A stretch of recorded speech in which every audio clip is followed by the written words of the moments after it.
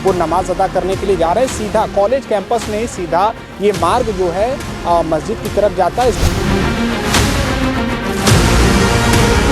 जब तक ये निर्णय न हो जाता है कि ये किसकी प्रॉपर्टी है, तब तक यहाँ नमाजियों को रोका जाए, क्योंकि ये शिक्षा का मंदिर है, यहाँ बच्चे पढ़ने आते हैं और यहाँ ये लोग सौहार्द बिगाड़ रहे हैं। आज जुमे की नमाज का दिन है, ऐसे में जो हलचल था कॉलेज परिसर में वक्फ संपत्ति होने का दावा जो किया जा रहा था, उस बात का ध्यान रखते हुए प्रशासन ने जो अतिरिक्त सुरक्षा बल है उसकी तैनाती की है। किसी के कह देने से कि ये हमारी ज़मीन है, खाली करा दो, उसकी जांच होगी, नहीं है तो नहीं मिलेगा।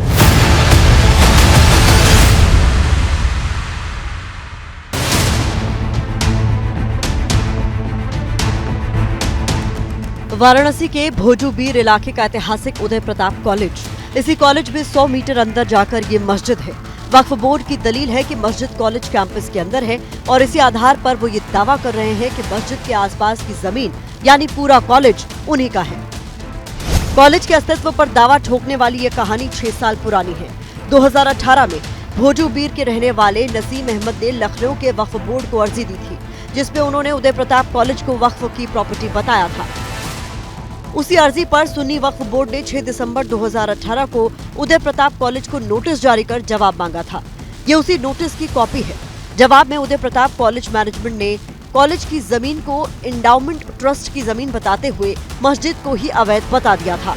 ये 21 दिसंबर 2018 को सुन्नी वक्फ बोर्ड को भेजा गया जवाब है। कॉलेज मैनेजमेंट के जवाब के बाद ये मामला ठंडे बस्ते में चला गया था, लेकिन वक्फ संशोधन बिल और मंदिर मस्जिद विवाद के बीच 6 साल पुराना ये मामला एक बार फिर से चर्चा में आ गया। ये मामला अभी क्यों उभरा, इसकी वजह भी आपको बता देते हैं। कॉलेज परिसर की जमीन को किसी भी प्रकार से किसी अन्य को दिया जाना वैधानिक नहीं है और दिया ही नहीं जा सकता है। यह जानबूझ करके परेशान करने के लिए ऐसा किया जा रहा है।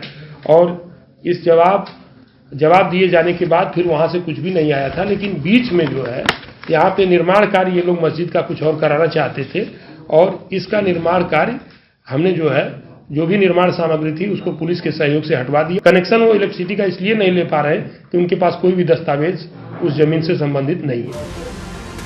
विवाद की सबसे ताजा वजह है मस्जिद में नमाजियों की बढ़ती संख्या। इसकी शुरुआत योगी आदित्यनाथ के उदय प्रताप कॉलेज जाने के बाद हुई। अपनी यात्रा के दौरान योगी आदित्यनाथ ने कॉलेज को यूनिवर्सिटी का दर्जा देने का भरोसा दिया था।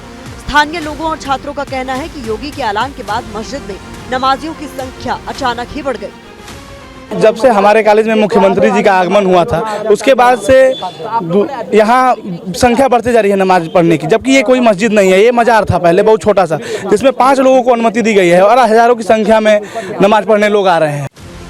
उदय प्रताप कॉलेज की जमीन को लेकर विवाद भले ही अब उभरा हो, लेकिन इस कॉलेज की दरोदीवार सैकड़ों साल पुराने इतिहास की कहानी बयां करती है। इस कॉलेज से पढ़कर लाखों छात्र आज दुनिया भर में भारत का नाम रोशन कर रहे हैं।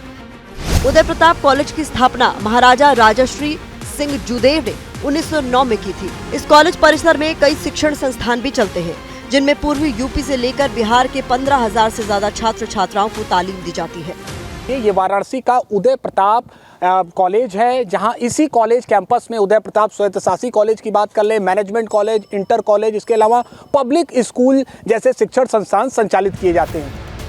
वक्फ ने जिस आधार पर उदय प्रताप कॉलेज पर अपना दावा ठोका वो सवालों के घेरे में है, क्योंकि मस्जिद से जुड़े लोगों के पास ऐसा कोई दस्तावेज नहीं है जो कॉलेज की जमीन पर उसके दावे को साबित कर सके।